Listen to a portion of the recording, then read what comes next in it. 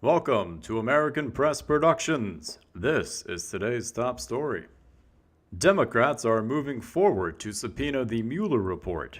The House Judiciary Committee voted to authorize the subpoena 24-17.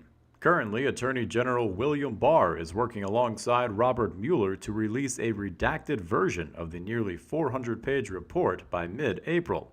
They are working to redact grand jury information, classified material, and anything that would compromise ongoing investigations and the privacy of third parties. It is Representative Jerry Nadler, as the House Judiciary Committee chairman, who is leading the charge to subpoena the full report. But here are his exact words advocating redactions in the Clinton report from 1998, quote, "as a matter of decency and protecting people's privacy rights," end quote. Nadler stated his reasoning for wanting an unredacted version is, quote, "the Constitution charges Congress with holding the president accountable for alleged official misconduct. Congress is entitled to all of the evidence," end quote. But Congress has already concluded their own investigation and found no evidence of any wrongdoing on Trump's part. Mueller has concluded his case and found no reason to indict the president either. In fact, after 2 years, Mueller found nothing to indict Trump over, even beyond the scope of Russian collusion.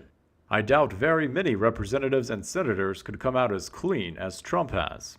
Now, this isn't to say that I do not want to read the full report, and many in America likely do as well. But my concern, my one and only reservation, is how the media and Democrats will exploit whatever they find in the report to continue this nonsense of Russian collusion. In fact, it doesn't even have to be Russian collusion. The slightest blemish found in this report regarding Trump will be blown up to an absurd proportion and added to the arsenal of lies the media uses in their constant campaign to tear down Trump in the eyes of the American people. A free press is necessary for a healthy democracy, but America's lying press is propagandizing Americans, turning them against each other, doing perhaps irreparable damage to this nation. Take, for instance, 2 articles published today in the Washington Post, a paper who runs with the bold misnomer, "democracy dies in darkness," a phrase that acts as a misdirection as cunning as any illusionists. 2 of their headlines today reads, "Trump is unraveling before our eyes. He isn't fit for re-election," and "Fresh signs of Trump's unfitness have emerged. How can Democrats deal with this?" One example, the reasoning behind such headlines, the evidence they use, is that Trump is tired. The evidence of him being tired was taken from a single article published at theweek.com. That article references unnamed aides who say that Trump is weary after 2 years in office, and it reportedly already knows Trump's re-election plan and that he will only hold 1 election rally per day, but gives no evidence for how they know this. Even if Trump is tired, take a look at these pictures of former presidents to see just how much the presidency took a toll on their health. It is one of the most demanding jobs in the world, and one of the most important traits of President Trump for Republicans, that no matter what he says in public or on Twitter, is that he has been the most accessible president that any of them has ever worked with. Senator John Barrasso said that Trump calls members freely and is completely available to them when they call. Senator Jim Risch once called the White House to speak with an aide. The aide wasn't there. Instead, Trump took the call. Senator Lamar Alexander said Trump is the most accessible president that he has ever seen. That even on a Sunday, it only took Trump 30 minutes to call him back on his phone.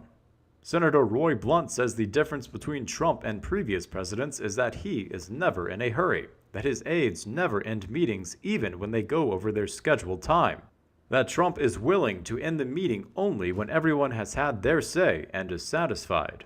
Whereas Obama and Bush surrounded themselves with aides to deal with senators and congressmen, Trump makes himself as available as possible to any one of them that seeks an audience with him. One of the articles also claims that Trump is increasingly incoherent, quoting him as saying the oranges of the Mueller report instead of the origin of the Mueller report, which is supposed evidence of mental deterioration. Misspeaking a word? When was the last time you yourself did such a thing, or heard it from someone else? It's rather common. That same article also used as evidence that Trump's mental state is deteriorating by quoting him as saying that Republicans need to be more paranoid of vote counting, an allusion to voter fraud, which while Democrats and many in the media claim has no basis in reality, House Democrats did recently pass a bill that would allow illegal immigrants to not just register to vote, not just vote without providing any kind of identification other than a signature, but also introduce legislation that prevents illegal immigrants from being prosecuted by state or federal law for doing either of the previous two things.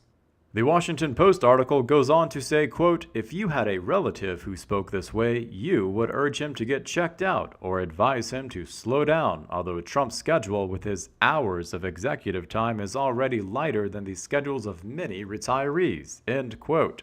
To put it lightly, this is what is called building a case based on perspective alone. To be blunt, these are outright lies. The article even says that Republicans realize that Trump's decisions are more erratic and illogical than ever, and also reminds us that he has the nuclear codes. But there are no citations to back up that claim.